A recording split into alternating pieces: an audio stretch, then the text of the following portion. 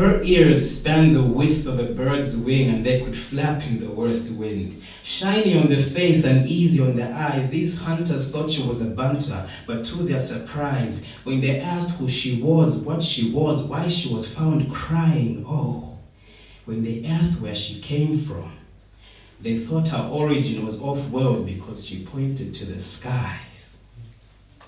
She must have been tucked under a cloud using cumulus blankets and must have slipped off her bed after a celestial banquet. Gravity pulled her down in majestic robes from the edges of heaven in magical clothes. She knew the dust between her toes would bring woes because she was grounded on the earth below, so she looked to the sky and realized she could not reach for it or get any closer. And she wept over how her angelic parades were over. Her remaining days would be somber, but she quickly gathered herself up and said, why not be an off-worldly immigrant? She didn't think anyone would notice she had ears the size of an elephant's. So alerting the chief, and of course some other guys, the chief was in disbelief and taken by surprise. He was presented with a woman who had ears the size of an elephant, and he asked who she was, what she was, why she was found crying, and when he asked where she came from, he thought her origin was off-world because she pointed to the skies. And everyone in that place said her ears were so large, they were incapable of being clogged. In fact, they said she could listen to a conversation at distance 1,000 yards long. She needed toilet brushes and earbuds. She could literally hear both sides of the story. She was an earful, and they were not sorry. But the chief noticed that this woman had a lack of acrimony. In fact, they said her ears were so large, her eardrums could be beaten for ceremonies.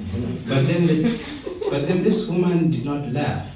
Neither did she gasp. In fact, she was unprovoked, despite being the butt of their jokes. So the chief rose before everyone in that place, and he said, not all queens need crowns. Not all queens require bows. Some queens just have majesty dripping from their brows. Some queens fall from the sky. Some queens don't need majestic robes. Some queens can birth nations and bear magical earlobes.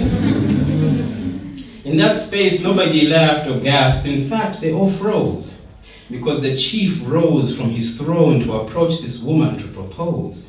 And he added her to his collection of possession and prize, for she was the third entrant in his gallery because he was a curator of wives. Was it wise for the king to make a wife of an angel? Surely was it wise, but he didn't mind. For his rule resumed, and she'd grant him 4 fruit of her womb. She'd grant him 4 children to add on to his curation. Chiti, Katongo, Chilufya, Nkole. This marked the birth of a nation. And though she'd have dusty feet for years, and the clouds were no longer near, the chief's song still rang in this woman's elephant-sized ears. Not all queens need crowns. Not all queens require bows. Some queens just have majesty dripping from their brows.